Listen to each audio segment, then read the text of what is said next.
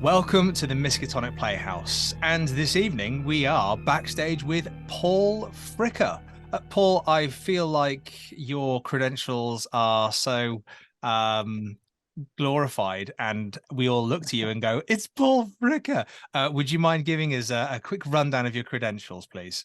Yeah, sure thing. So I'm the author or the co-author of Call of Cthulhu 7th edition and the Investigate Handbook, and I've worked on various scenarios and campaigns, such as the new revised version of Master and Arthtep, Two-Headed Serpent, and a variety of other scenarios. I'm also one of the hosts of the podcast, The Good Friends of Jackson Elias. Yep, that's me, I think. And I've just pulled it off the shelf. That's what I was doing when everybody was probably going, "What's Newman doing?" Oh, yes. How could I forget that? Right. See, that's newer. So that slipped my mind. But also, co-author of the new Rivers of London role-playing game. Which is wonderful, which is really exciting.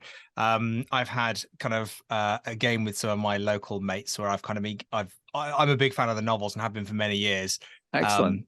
I've been like, guys, this is going to be great, and we had a blast. We had a really good fun. Oh, great! That's good to hear. So just brilliant, really good. It's just great to see that the VRP just kind of like getting out there in different things, and this is just the perfect setting, especially for if you are a Call of Cthulhu player and you haven't looked at Rivers of London. It is a different universe, of course it is, but there's so much great kind of the investigation, obviously, because you're playing you're playing a magic user, but there is all those links to the police as there is with the main kind of character in the novels, Peter Grant. But it's so rich. It's so rich. I mean, when I first read the novels, I thought, this feels like a very investigative thing that could be run with something like Call of Cthulhu. And then it turned out that would be the case. And what I really like, because obviously I know that we haven't even gotten to the questions yet, Paul. Sorry. The thing I really like with Rivers of London and what you've done with the role playing game is that you don't feel like you need to come into it and go, "I've got to learn all the lore. I've got to learn who everybody is." Because nobody wants to do that. No, well, and that's the fun of it, is you kind of come into it and it's almost, you're new to this, pal. Welcome to this world. And the fact that you can kind of learn it along the way, I think is such a lovely way to do it with that game. Yeah, because I mean, I think even with a well-known book series like best-selling book series that's current, like Rivers of London, your average role-playing game group, probably the GM's bought it, they know the books, one of the players has read like one of the books, somebody else has heard of it, another player doesn't even know what it is. So I think you're rare. My point is, you're rarely going to get a group of like, say, 4 people and they've all read like a load of the books. So I think often, so you've just got to try and accommodate that in the game, really. Yeah. And something that going back to Call of Cthulhu, in line with that, it's so, I suppose, with a lot of the people that we know and a lot of people that we play with, they know Call of Cthulhu really well. You got to work really hard to pull out those mysteries and investigations now, because people just kind of go, "Oh, is this a Nightingale?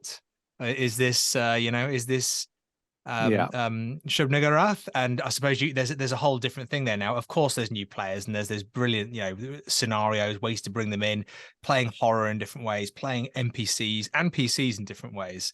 But yeah, I think that's a bit of a new challenge, which actually, Paul, leads us on to our first question by none other than the wonderful Graham Patrick from the RPG Nook, who has asked, I would argue, probably the most academic question out of everybody who's put questions forward for you, is, have you ever made any Cthulhu-themed pottery? Well, Graham obviously knows me from times of old. I haven't done any pottery for about 10 years, but I was a potter. I taught pottery. I studied pottery and I taught it. At the end of next month, I'm off to the International Pottery Festival in Aberystwyth in Wales. Wow, that's where I went to university. Big fan of it? Yeah, right. Love Aberystwyth. Yeah, love it. So it takes place up at the Art Centre on the hill up there. That's where I used to go to lessons sober all the time. Oh, Yeah. yes, marvelous. Oh, wow. So the answer to the question is yes, I have made some Cthulhu themed pots many years ago. I made some Cthulhu mugs, and I also made a kind of like a big vase, kind of with tentacles as a trophy for the Cthulhu Nationals that was run, I think, in Leicester in the, I don't know, early 2000s. Oh, that's really cool. Yeah. I'll mention that to my wife. She's a design technology teacher, and she constantly has people coming to her going, "Can you make a trophy for this? Can you turn something here?" And she's just good enough to be able to go, "Okay." And I'm like, "Why aren't we monetizing your amazing skills?" If I had those skills, but that's a different conversation.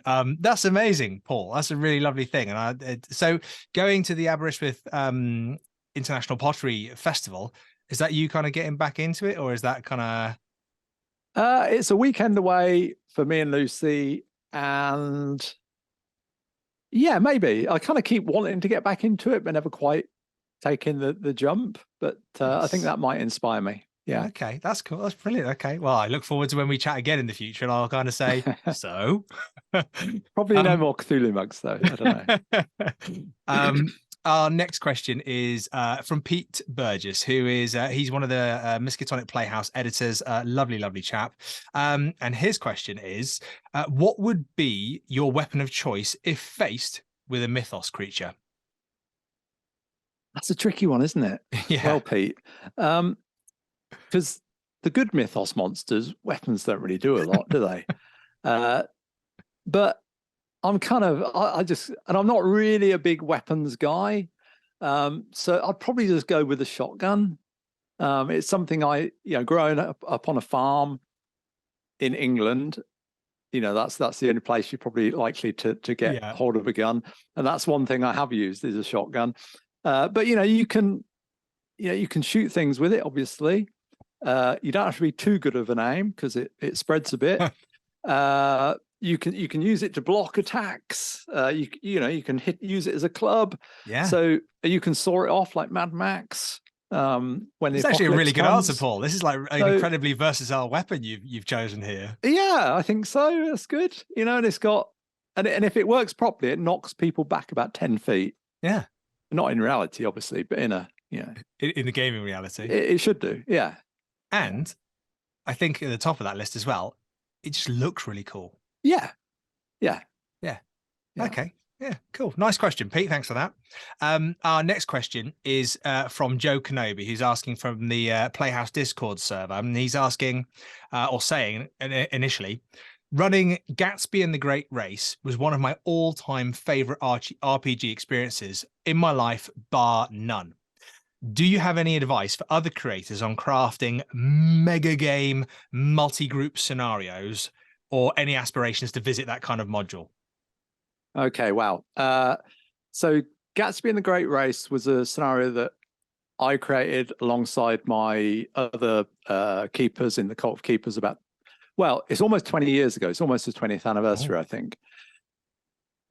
And it is a game that involves multiple tables and multiple game tables and multiple GMs. So I'm glad that you got to run it, Joe. And I and my fellow keepers, and I know a lot of the players as well, also sort of reflected what you said. Just such a great experience. I think because you have a great experience with a group at a table running a game, and then you go to the bar afterwards, and you maybe see them and sort of somebody say, "Oh, that was good," or "I enjoyed this bit," or whatever. But with this, it's like you've got 30 odd people maybe involved, and maybe 24 players and 6 or 7 keepers. And afterwards, there's a buzz, and everybody's kind of asking each other questions and comparing notes, and just so many unknowns as well. It came about because we were a group who ran games at conventions. We wrote our own scenarios and we ran our own scenarios at conventions. So they're all one shots. And one of my friends, Kiri, said, wouldn't it be cool if we could take a player from one game to another? And that thought just stuck with me. And that was the inspiration for the game. So it's all contrived around that mechanic of taking a simple thing of, could you take a player out of one game and lead them to another game? and leave them there.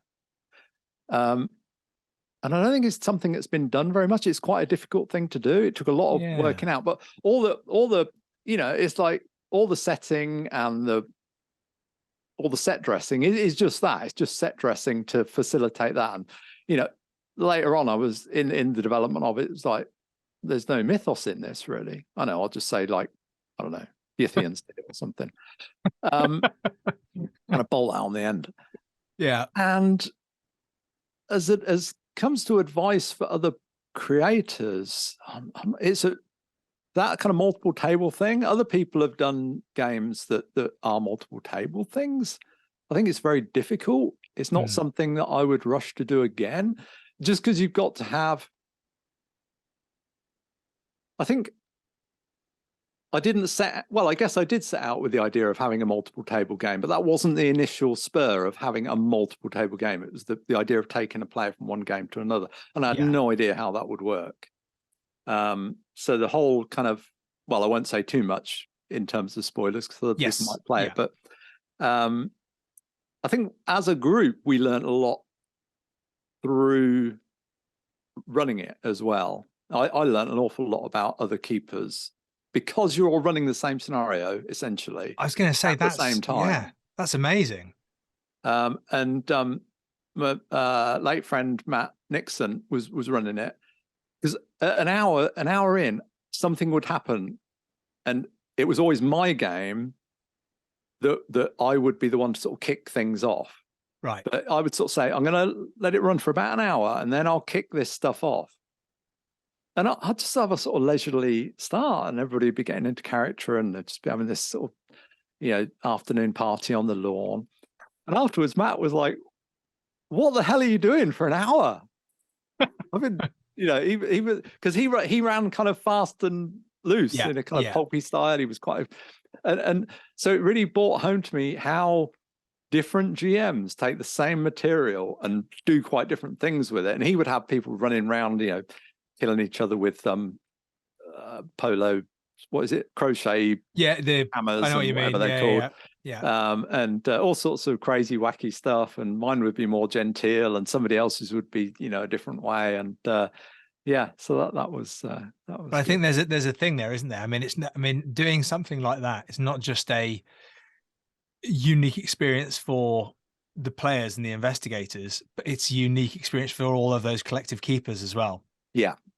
That's amazing. It was. I think it was quite a nerve-wracking thing as well, because you couldn't really play test it. I mean, I did play test it as a single game with some friends, but you can't really play test it with multiple groups all at once. So we're play testing it at a convention in the UK, and the guy that was head of Chaosium at the time was at the convention. And Mike comes over to me and says, "Oh, I've got Charlie in. He's going to play as well." And I'm like, "What? What?" So, just ramp up the pressure a bit more. Yeah, make it work, guys. Make it work. Everybody, make it work. I mean, I wasn't pressuring them. I was sort of, I think I was the one that was stressed out in a good way. Hopefully. Okay, that's amazing. That is amazing. I think that is a very special campaign that lots of people aspire to try at some point. Yeah, and I've met a number of people over the years that have run it. One woman I met at Gen Con, she hadn't been running Call of Cthulhu. I think she hadn't been role playing that long, a few years.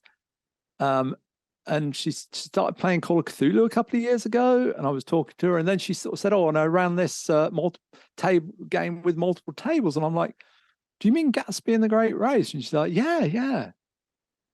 And I was like, I mean, this is the thing, though. You kind of think, oh, you need to be very experienced to do these things. You don't. Once you start playing, you just kind of jump in, don't you? Yeah, you do it your way. You're in the ocean of role-playing games, and you do whatever you want. And whether you've got maybe a few months of experience or a few decades of experience, it makes some difference. But you think, you can take on anything, and you probably can, in terms of role-playing games. So don't be thinking that you can't do it.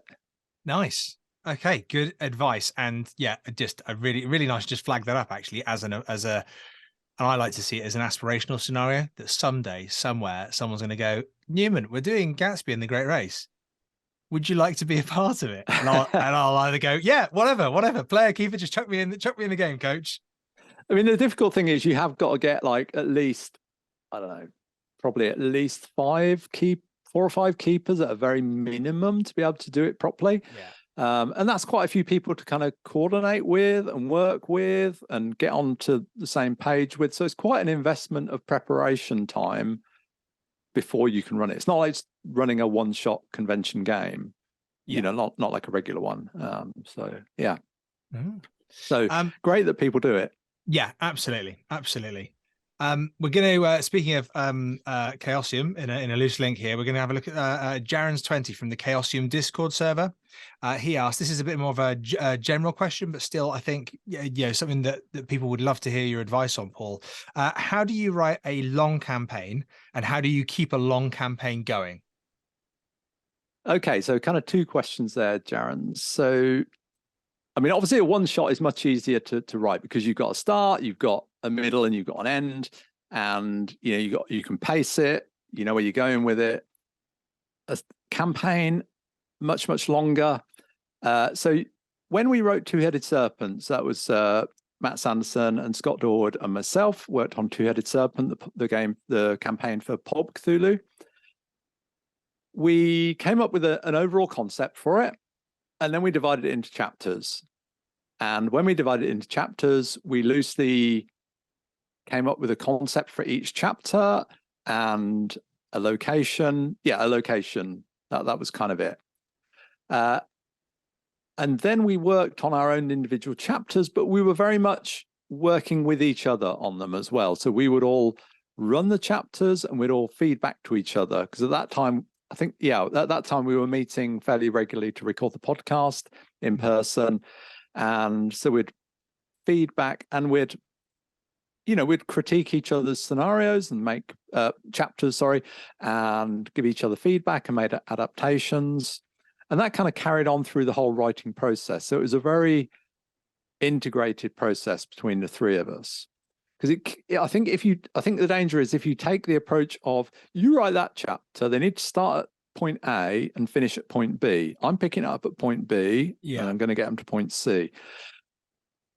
That's fine, but it can produce a less cohesive feel, I think. So with some of the antagonists in that, we were able to sort of say, oh, wait a minute, let's go back and recast that antagonist as one of the main factions potentially. One of the things I want in a campaign is to be able for the players to be able to find their own way through it. Yeah. But obviously it's written in a book. They can't just go anywhere. When it's a one shot, I think it's easier to keep them within the confines of the one shot. When it's a campaign, it's like, well, you don't really know how they're going to play with the first chapter. Where are they going to go then? Are they going to want to go to the second chapter or the 5th chapter? So I think you're not really railroading them, but you've got to find a way of structuring it that they can follow through it. And hopefully there's several different paths they can go through, much like with Master and Arthitep. You start in America by default, but in Peru to start with now. But yes, the first main chapter in America. Then, there are several options where you might go, and there are typical routes through, but there are also, options as to where you might go. I think one of the big concerns I have is, we'd get to say the 5th chapter or whatever, and one of the guys would be writing, this key NPC that we met in chapter 2, well, they're doing this in chapter 5. And I'm like, well, what if they died in chapter 2? What if the player characters group up on them? Can they not kill them in chapter 2? And maybe they can. So I think the thing there is that's not so difficult to handle. You just sort of say in the text in chapter 5, you say, okay, well, this NPC is doing this stuff, but if they were killed in chapter 2, replace them with this other guy. You just switch them out. That's fine. Nobody's gonna. And you're giving the keeper a tool there, aren't you? You're enabling the keeper there to play with that. So if they're not dead, they can roll with it. If they are dead, they've got that there. It's a tool for the keeper. Absolutely. And I think that perfectly works well in the fiction. I mean, if one of the generals in the army dies, well, somebody else takes his role and, the war goes on, Yeah.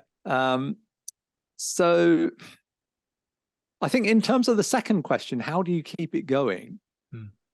I think that comes down to player investment, keeping the players invested in the campaign, because again, in a one shot, it's fairly easy to establish a reason why I want to do this thing. My character is here at the start of the session.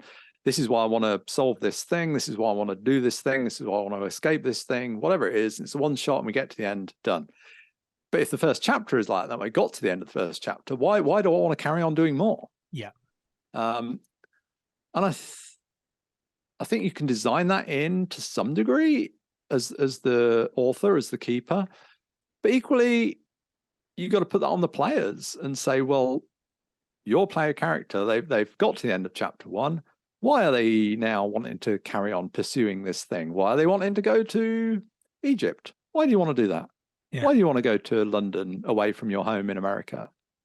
And maybe they don't have a reason, but give them the tools to create one, to think of one for why their character would be motivated to do it. And there's lots of different things they could come up with. They've probably seen a bit of the mythos. And, if you saw a bit of the mythos and you realized that the world was under threat, perhaps if that's the case, maybe you want to do your bit and you want to step up and you want to save the day. Or it might be more personal. They might have affronted you, or, you might have a hunger for power and you want to get it yourself. Yeah. Whatever it might be, it's just that you want to feel that as a player, I want to find out about this. I want to pursue this. And then I think then the players will push forward. They'll forge forward themselves. So you're not having to keep throwing them breadcrumbs and trying to pull them along as the keeper. Yeah, it's I think that's really a really nice way to put it, is having that. You want your investigators, who by definition are investigators. So you as the keeper, you want them to feel the urge to investigate. And as a player, you want to have something to grasp onto that gives you that buy-in, that as you want to be invested in your investigator, to have that buy-in and go, yeah, I want to do this. I want to find out more, giving you your character that drive. And that's, especially, and that, I suppose with a huge long campaign, that is so crucial, as you say, to getting them from chapter to chapter, possibly from country to country, cult to cult.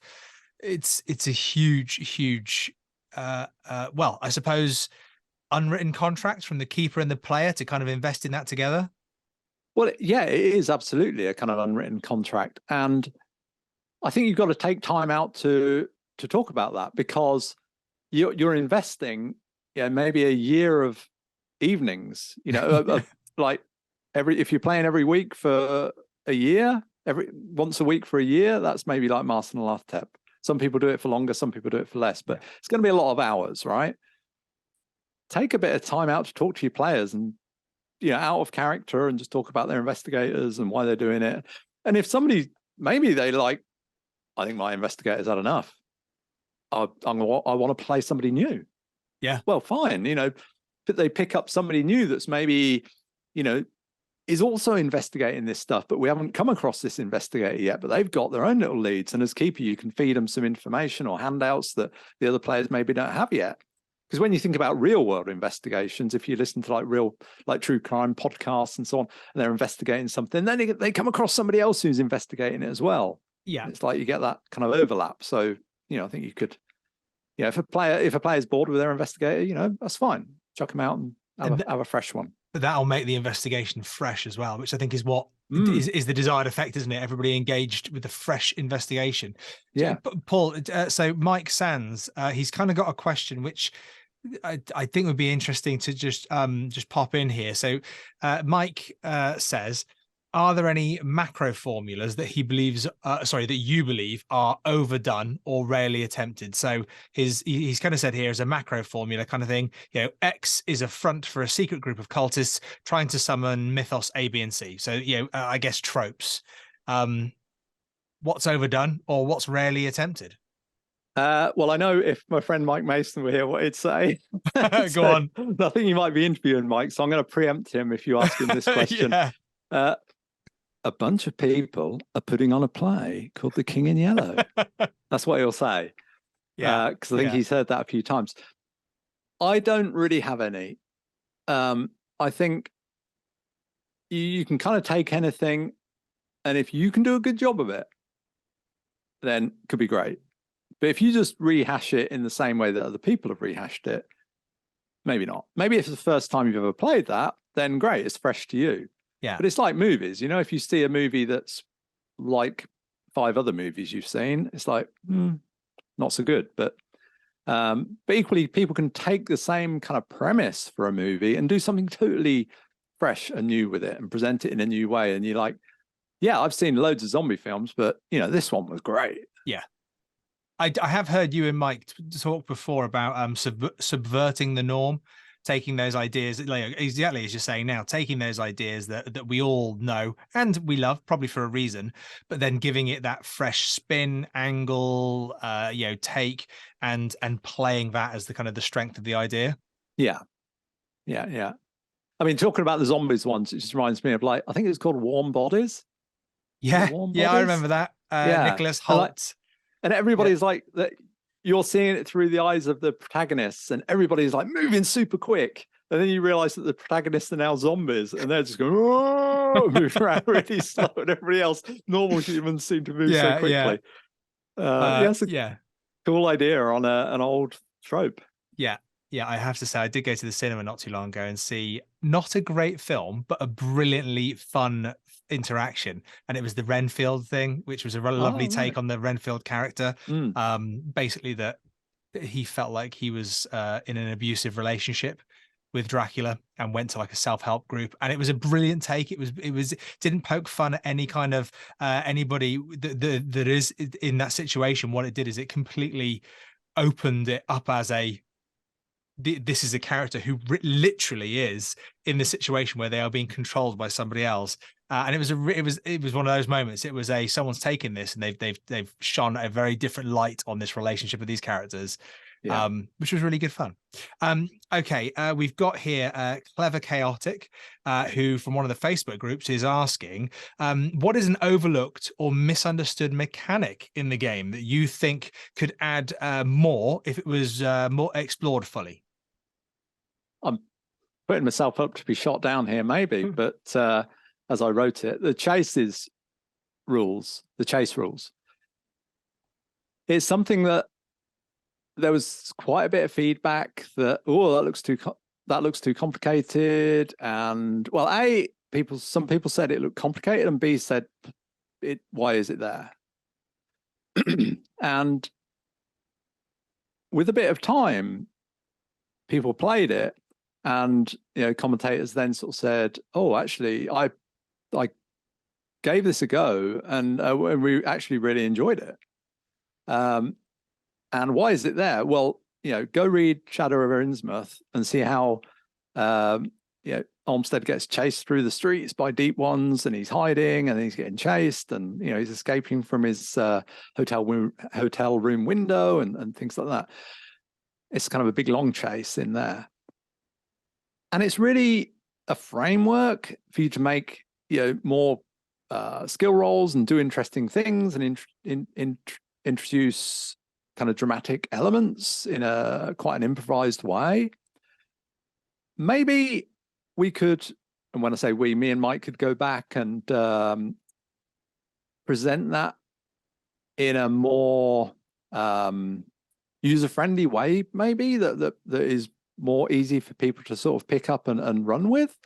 But I think, to me, it's on a par with combat. You know, if you look at the combat chapter, I don't think it's overly complicated, but it's probably one of the more complex parts of the rules, right? I don't think it's any more complicated than chases, but people are used to combat. You know, they're used to combat from 1974 D&D onwards. They're used to combat, but chases are always a tricky thing to work through, and it was a tricky thing to work through the rules for. I think it's great because I almost see it as an extension or an alternative to some combat moments, which I think is great because obviously, you know, when you get into those combat moments, I know they are within Call of Cthulhu.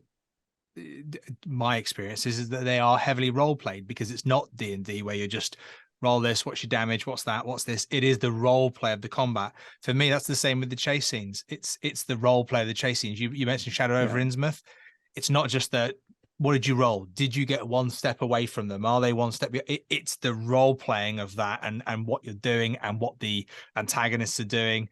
That I think that's where the fun of that is for me. But I think, yeah, perhaps it is a mechanic that's not used as much as it could be.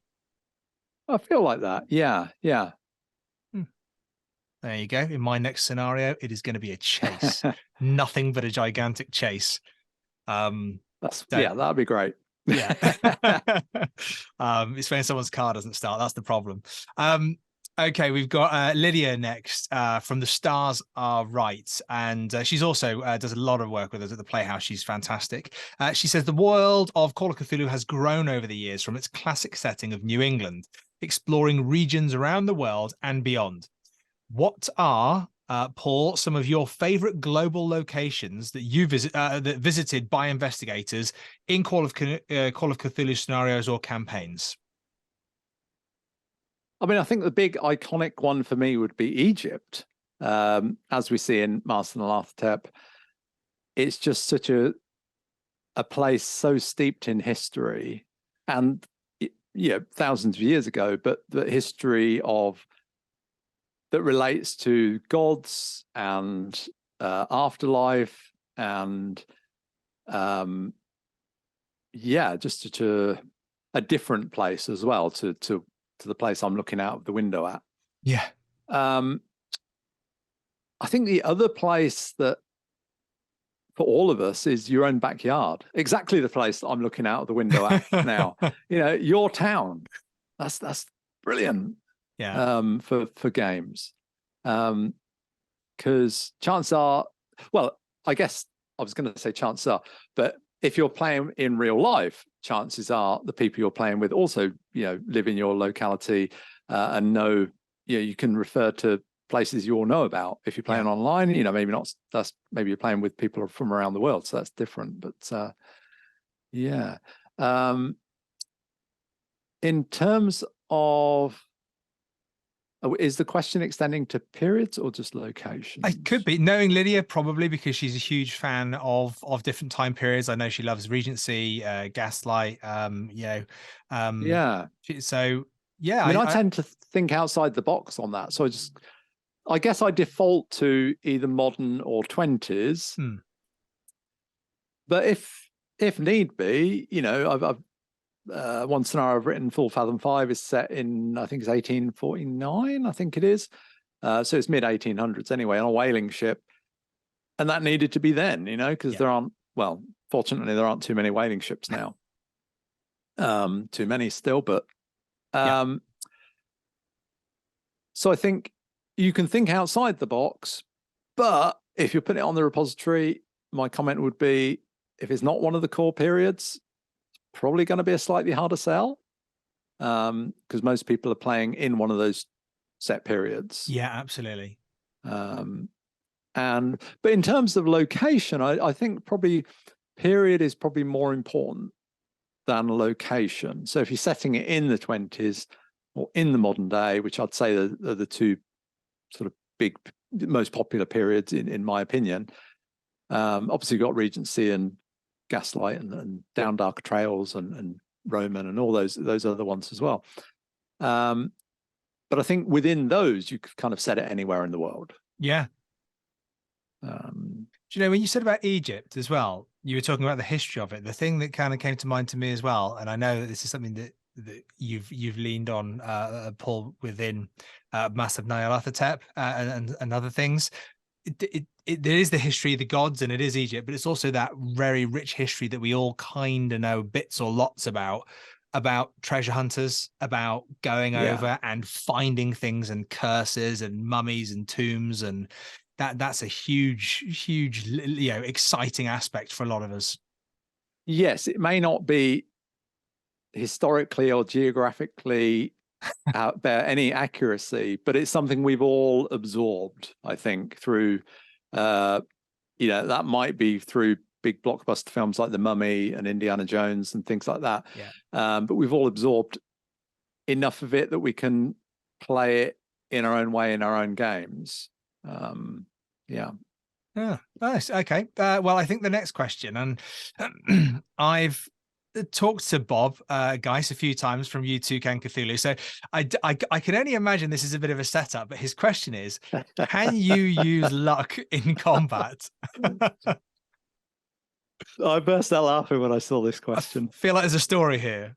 So Chaosium Con about a month back, Bob was there. So Bob runs a group in America called U2 Can Cthulhu, and they do a totally awesome job of running loads of Cthulhu games at a variety of American conventions, and they take it to another level. I mean, they do a fantastic job with props, and it won't always just be one keeper. Sometimes they'll have other keepers come in and do bit parts.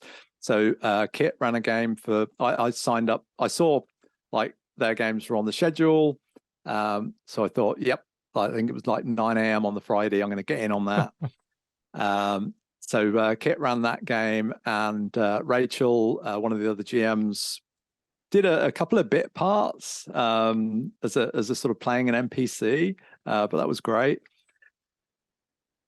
And there was a combat, right? And I think Kit was like, somebody wanted to spend luck, and Kit was like, you can't spend luck in combat. And I was like, no, I won't say anything. Because it's like somebody else's game. I'm not going to be a rules lawyer and tell them how to do it. And then afterwards, I think I was anyway, I'm dragging out this anecdote terribly. Anyway, I think I was in another game with Bob where he had a pet tiger, which was awesome. And I think the theme of like spending luck in combat came up again. And so me and Mike had a word, and he was like, what? You can't spend luck in combat? We were like, you can? And we were like, yes, you can. But that's the thing though, isn't it? I think with any system, something that you play, especially when you first get into it, sometimes you can learn things backwards, can't you? And then it just becomes a thing. It's funny, like their thing is Call of Cthulhu, so it's just strange how they somehow they got this idea that you can't push a roll in, you can't push combat rolls, but you can spend luck. Yeah. But no fault with Bob. He's great. Yeah, he is. Good man. Very good man. And like you say, they're doing amazing work, and just running so many games and getting so many people involved, which is just exactly what we all want. More people playing Call of Cthulhu. Yeah, if you ever get the opportunity to play a U2 Can Cthulhu game, then jump on it. Yeah. Right. Putting that on the to-do list. Steve Nelson. We got a question from Steve Nelson. Steve says, aside from the Necromonicon, what is the best book you have read lately? Okay, I'm going to extend lately a little bit. If I'm honest, the books that I've read most recently are books that I've had for about 40 years and never really read properly, which are the AD&D, Dungeon Master's Guide, Player's Handbook, and Monster Manual. And reading them again, not again, but reading them properly. I read the Dungeon Master's Guide cover to cover this time, and that is a strange, mixed up. As in what, book. Like the 5th edition one? No, like the AD&D one, right? I see. 1979. Yeah. It's a strange, mixed up book. It really is. I mean, the other two books, Player's Handbook and Monster Manual, are very much reference tomes, so they're not really something designed to be read necessarily cover to cover, because there's big lists of spells and big lists of monsters, and I'm not sure the DMG is really designed to be read cover to cover either. But what a kind of a strange. I'm gonna write a bit about it on my blog anyway, and just my experience of reading that. Okay. The book that I've read that I enjoyed most, though, is one I'll just say a little bit about, which is Doris Lessing, Walking in the Shade. So it's volume 2 of her autobiography, and it's it takes in the 1950s when she moves to London from Rhodesia, which is now Zimbabwe, and she talks about just her life in London. She was very, very intellectual, very left wing, and just her life here is just amazing to read about. She just brings that period to life. She's just an absolutely fantastic writer, and she talks about 50s London. And she basically says, if you weren't there, you can't conceive of what it was like then. So it was just after the war, right? So there was nowhere to go out in the evenings, nowhere open. Everybody was at home and in bed by 10 o'clock. The streets were just dark and cold and grim. And the houses were dark and cold, very, very cold and grim. Really very, very little heating. And everybody she knew pretty much was communist.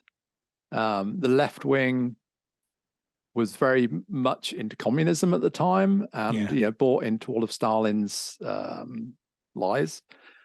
And she was part of a group that did a kind of cultural exchange from Britain to the USSR of kind of artists and writers, and there was kind of a cultural exchange between the two countries. And she was part of that group, going over there. And I don't know, maybe I'm getting off the Call of Cthulhu subject here, but everything's Call of Cthulhu, isn't it? This is about, people want to know about you, Paul, what you're reading, what influence. I mean, this is clearly something that probably deep seated somewhere down the line. It might find elements in your writing.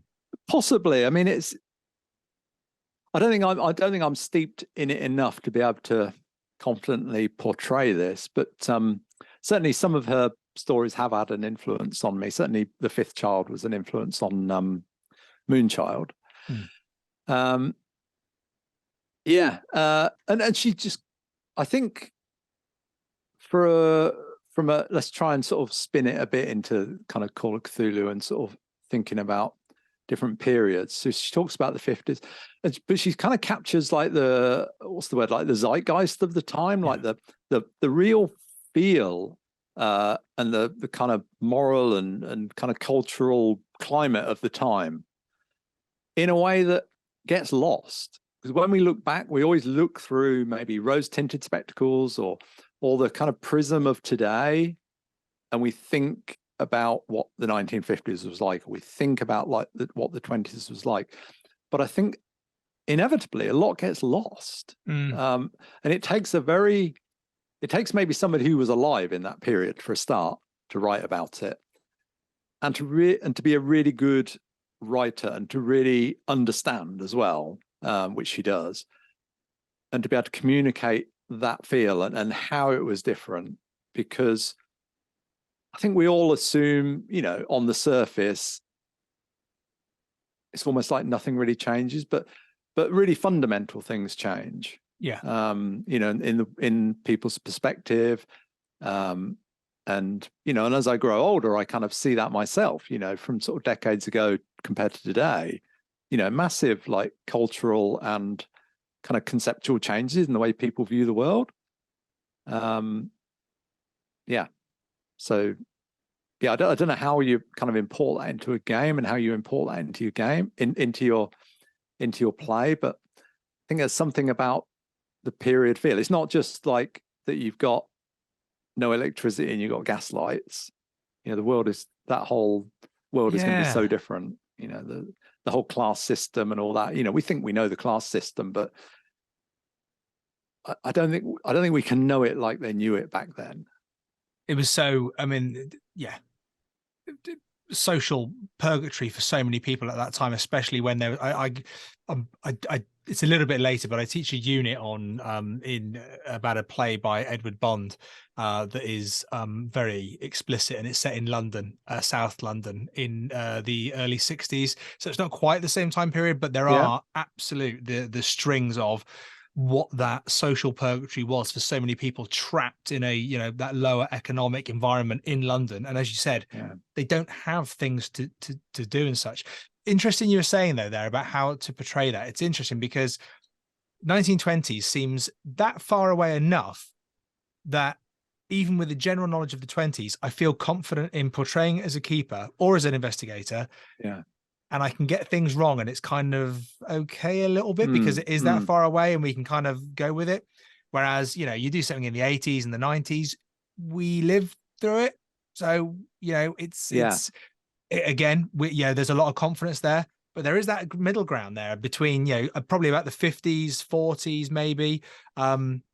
I mean, obviously there's huge amounts in the 40s, but the 50s, that is a kind of a place, isn't it? Between that very vibrant 60s and obviously the very world-changing 40s, where, I don't know. And also, I think, you know, for international listeners, well, particularly American listeners, a totally different place than America in the 50s is my understanding, you know, compared to Britain. Yeah, Britain was a pretty dark, grim place in the 50s, I think. Well, there you go. There's one for all of our history nerds out there, and there's quite a lot of them, which is actually a big pull to Call of Cthulhu, isn't it? Because of the historical nature of what we do. Brilliant. Okay, cool. Thank you, Steve. I didn't think that question would spiral in that way, did you, Steve? There you go. An insight into Paul's reading list and clear love of history and individuals within history. Okay, we are just checking the time, Paul. I want to make sure that we get to some of these really juicy questions. So we're going to go to Charles Matthew, who is also one of our wonderful keepers and investigators at the Miskatonic Playhouse. So Charles is asking, you worked on many products for Chaosium. How have things evolved within the company, and what are you the proudest of? Okay, so how has Chaosium changed? Well, I should state that I'm a freelancer, so I'm looking kind of from the outside. Yeah, from the outside in. I mean, albeit I'm, you know, worked on quite a few things with them, so I know most of the people at Chaosium. And I think, we're talking about the Miskatonic repository, we're talking about Call of Cthulhu, and I think over the last 8 years since 7th Ed came out, you know, we've had the Miskatonic repository start for one thing. And if you're at Games Expo or any of the other conventions, I'll be at Games Expo next weekend, and there'll be a big, long table, and it'll be covered with a lot of Call of Cthulhu books that didn't exist 8 years ago. A lot of new books, loads of them. And, you know, all credit to Mike Mason, because he's the one that's made that happen. He's been, you know, spearheading that. Anybody can put a book together, but if a lot of you who have put things, you know, titles together for the Miskatonic repository, you start to get a feel for, there's quite a lot involved in this, you know, because I've been involved in lots of projects, like you say, but when I put out Full Fathom 5, that was the first time I had to see it through from, you know, initial conception through the writing, and that was usually where my bit would end. But now I was having to deal with, you know, writing art briefs, dealing with an artist, John Summerer, who was fantastic. Yeah, going back and forth, because it's not like you just, can I have some art? Yeah, here it is. Oh, great, thanks. There's back and forth there. And then there's the layout, and I had Matt Sanderson doing the layout for that one. I've done my subsequent layouts myself, but a lot of back and forth, you know, with Matt, who also was great. Or you do all that stuff yourself. You know, you do your own artwork, which you can do, absolutely, and you can do your own layout. Yeah, fantastic. But all that stuff, that's a lot of work. Yeah. And if you're producing like the kind of books that are on the table at, you know, for Call of Cthulhu from Chaosium, that's all that work to a high standard as well. Really high standard. Yeah. That takes a lot to get those books out the door from the printer onto that table. That's a hell of a lot of work, and a hell of a lot of pushing and, you know, management to get them there. You know, just looking at my shelf, where I feel like my kids' inheritance is pretty much there. Yeah, you talking about Mike Mason spearheading this. And you can see it in him. Whenever you talk to him, it's wonderful. There's such a drive, and, you know, this drive to bring more out and enthuse the community in engaging with it, or bringing more out themselves through the Miskatonic repository. But you're absolutely right. Thinking about it, there have been so many new, not just revised editions or updated editions, and those are amazing as well, with, I think, Nameless Horrors being the most recent. There are so many new books, like completely original books, which is amazing. Yeah, I mean, off the top of my head, like Children of Fear Yeah. and Cold Fire Within, and Time to loads of other Harvest, Regency Cthulhu. Cults of Cthulhu. Yeah, that's a great book. Yeah, Yeah, I mean, so much like new and original material, which is amazing for something where there is such a love of classics as well. yeah. So I mean, there's a balance between reworking old stuff and putting out new Yeah, stuff, and I think that balance has been pretty well hit. yeah, yeah, In terms of the ones that I'm proudest of, I think I'm most proud of things that get the most feedback and the most play and the most people playing, saying, "I really enjoyed playing that." And that's where the most pleasure comes. yeah, So I'd say Two-Headed Serpent, as a campaign, that gets a lot of play and a lot of discussion online, and I see a lot of people enjoying that. In terms of smaller products, I mean, like my own scenarios like Dockside Dogs and Full Fathom 5. Again, I see quite a lot of people playing those and commenting on them, and that's very gratifying because that's what you write them for. Ultimately, is for people to play. If you wrote one and it sold, I don't know, 1 million copies, well, that'd be pretty cool, wouldn't it? But if it sold lots of copies, but nobody ever said, "Oh, I had a good time playing that." yeah. Well, I mean, that's nice, but I think there's a balance there, right? Yeah. Yeah, I think there's a number of accomplishments along the way with the repository. It's that finishing your first draft. It's, as you say, putting those things together about layout and art. And it's lovely to hear that you and Matt was there to give you kind of that kind of friendship and kind of maybe some help with that, because I think that is a microcosm of the wider community that we've got, where people genuinely talk and help. And you think about all the different Discord channels where people are in there talking and sharing ideas, and it's amazing. And then I'll be clear, I paid him. Oh, yeah, So absolutely. that's just a note. I'm not like saying that to be funny. I'm just saying that to like people, if you're going to approach artists and layout people and editors, I had Scott edit that and my daughter edited it. I didn't pay my daughter, but everybody else, got paid. So, be prepared. You're going to have to be prepared to pay people or do it yourself. But that, I think that is, but even with that caveat, that is what the community is. And there are wonderful people out there. You see, like I was talking to Alex Gillot the other night, and he offers layout art services. There's people like that. I know Rena Henze offers editing services. There's people within our community, and I know there's loads more. And Bridget and Heinrich and the other Council of Shoggoths have got a fantastic list of people's services that they offer for that as well. But it's a community where those people are out there, and they should be they are there, quite visible and open. So it's brilliant because it's that kind of shared, as you say, there's a payment, and quite rightly, because there's a skill being bought there.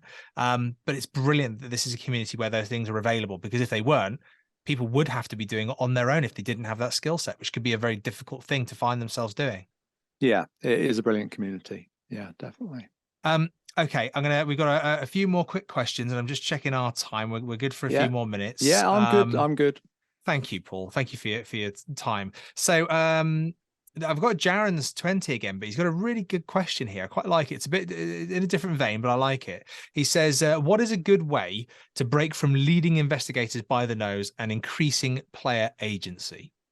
Historically, something I've done when I run scenarios, I'm thinking of one shots primarily here, is I give out pre-gens, and pre-gens are kind of integrated into the scenario. And I've kind of stopped doing that because I guess I was playtesting some scenarios that I'm working on editing, and I figured like people aren't going to be using pre-gens for those because the book isn't going to be designed with pre-gens. So I just went to the table and said, look, this is the premise. So like maybe some woman is going to contact you. I haven't given them character sheets yet. So maybe some lady is going to contact you, and I don't know, she's got like a rental house and the tenants have done a runner and she's been around there and there's something weird. She's going to tell you about something really weird in the attic. But she doesn't want to go to the police for some reason, which will become apparent. So why might you be involved? And then I'll sort of say, well, you might be like a private investigator, or you might be a friend of hers, or you might be her husband, or you might be her. And then just go around and somebody will sort of say, oh, can I be they'll come out with some idea. They'll either latch on to one you've said, or they come out with their own ideas. Yeah. And the fact that they come up with the ideas, I threw out a pitch a bit like that one for a scenario. And one guy was like, I'm part of a criminal gang. I'm a criminal motorcycle gang or something like that. And I was like, okay, that sounds good. But I wouldn't have created that as a pre-gen, because it wouldn't for most people, that wouldn't be a very good fit for that scenario. The second step is then to, as you kind of go around the table, is then sort of say, well, how do you know each other? So, your character, you've said that you're the lady's brother, and you're those tenants' neighbor. Maybe, like, did you know each other? And they'll be like, oh yeah, we went to school together, And so they start forming links between them. They don't all have to know each other, but the players will form little links. And I think they're then invested in their characters. Then I give them blank character sheets and a little basically the quick fire character generation rules. And if they don't know what they're doing, if they're not used to playing Call of Cthulhu, that sheet kind of guides them through it, and I hold their hand a bit and just help them go through it and take it step by step. And if you kind of, manage the group and keep the tempo up, you can be from entering the room to having characters ready to play in about 15 minutes. Yeah. And people know they've got a handle on their background. They know why they want to get involved. And they're playing a kind of character that they want to play because they came up with it. And there's that agency and authority for them to play their character. Yeah, absolutely. And they're also kind of made their own little links with other characters. And they're not having to look at a character sheet. Oh, why do I know this person? And who am I and what's my motivation? Because they've come up with it. Let me just check. That's right. I don't like gherkins, apparently. So I'm not going into the kitchen. Yeah. Exactly. Other than that, it's like when we were talking earlier about if it's a longer campaign, and you're losing motivation as a player, or your keeper, and you want to kind of get your players back on board, then taking that time to sort of talk to them about, well, why is your character invested in this? So I think the main point, I would say, it's down to your players. There's that kind of contract that they're going to be invested in the game, but give them the agency to create. And they might come up with something totally inappropriate, in which case you need to kind of step in and say, okay, that doesn't really fit, but then throw an idea at them that does. Yeah, I like that. And I especially I really like you kind of going, especially with these non-pre-gens, kind of going and the in-between, the knowing each other, because then it gives, as you say, it's giving that authority and that agency for them to play those relationships, which often is they're trapped in the room. Then it gives me a reason to try and get them out rather than just leave and lock the door and go, totally. See you later, stranger. Yeah. Okay, we got two or three questions left that I'd really like to get through, Paul, because I think they're really lovely questions. So we've got one from JR. Excuse me. JR asks, what are the most common mistakes you come across in MR scenarios that annoy your editor senses? Which I imagine, like Spider-Man, you may have been bitten by a radioactive editor once upon a time, and you have this sense. I don't know if I have any specific things that bug me. I think the one thing that I would say that over the years that has been developed is this format for Call of Cthulhu scenarios. And when Mike gives me scenarios to edit for books, then they're going to be fitted into that profile. They're going to be reworked into that profile. So pick that profile up and use it. So you've got that profile is, you've got the introduction, gives you a little overview, you've got the keeper background, which gives you more in depth, but not pages and pages, but gives you more grounding. You got the dramatis personae section, which takes each of the key NPCs and details them. And so often, if that isn't there, and sometimes I don't hit that when I'm writing my own stuff initially, but then you come back and you look at those and you think, okay, role-playing hooks. Well, what's this guy's role-playing hooks? Why are they? How are they going to interact with the characters because they're going to meet the investigators, right? They're going to meet the player characters. What are they going to want from them, or what's their interest? And sometimes that by working within that profile, it brings things out in the scenario that you're going to need to know when you run it. Yeah. So it's there for a reason. But sometimes that will spark other ideas as well. So yeah.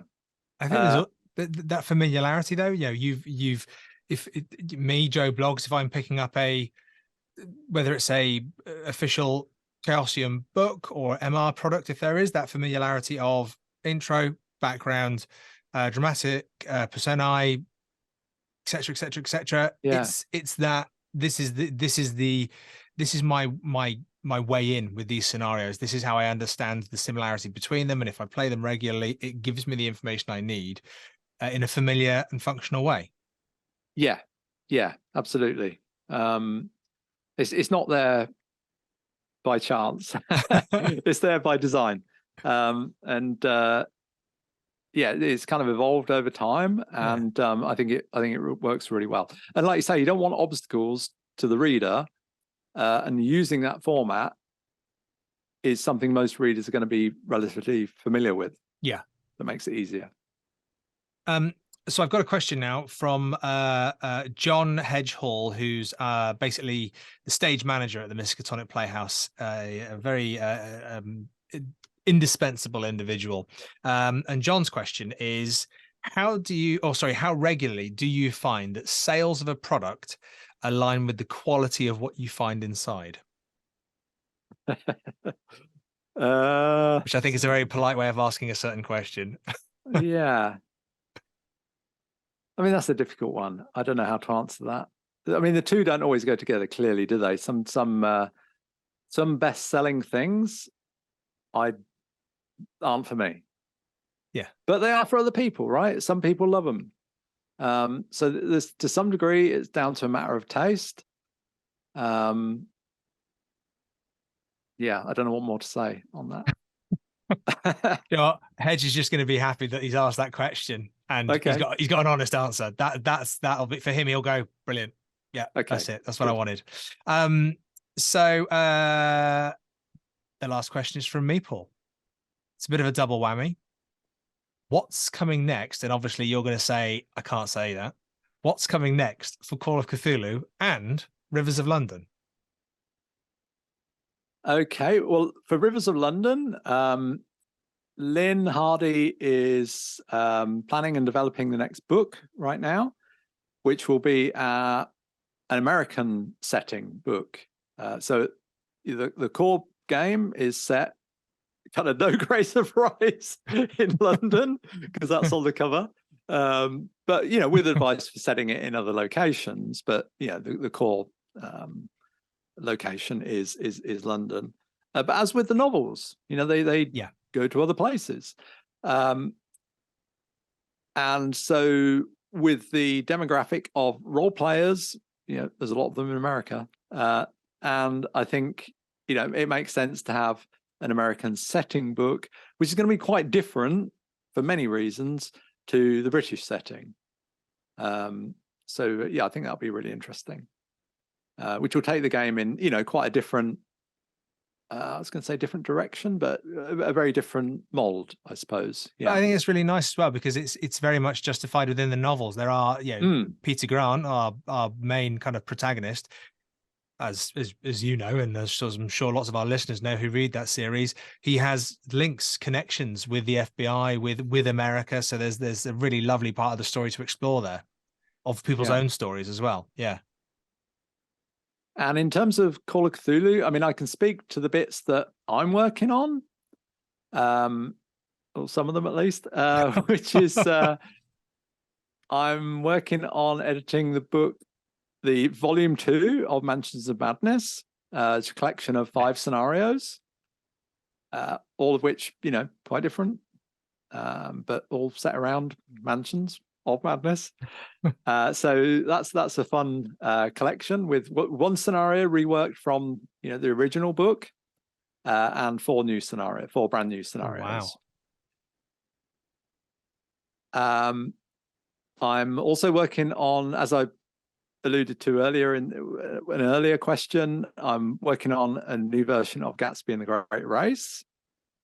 And that will largely be, well, that will partly be, what we had in the first, in the first release. But I've also got ideas to expand it in a new direction. Oh. So, will that be kind of a 20th anniversary, or will it be beyond the 20th anniversary? Hopefully sooner. I think it came out I want to say it came out in 2005. I think around Halloween 2005. Okay. So I promised people I'm going to have it out soon. I really shouldn't ever promise when things will be out. But no, I'm hoping to have it out a lot sooner than that. So. Oh wow. Yeah. Yeah. I don't know what else. I've got a. It's my turn to write another scenario for our fanzine, The Blasphemous Tome, the fanzine that goes with the podcast, The Good Friends of Jackson Elias. So it's my turn to write one of those for the Christmas issue or the December issue.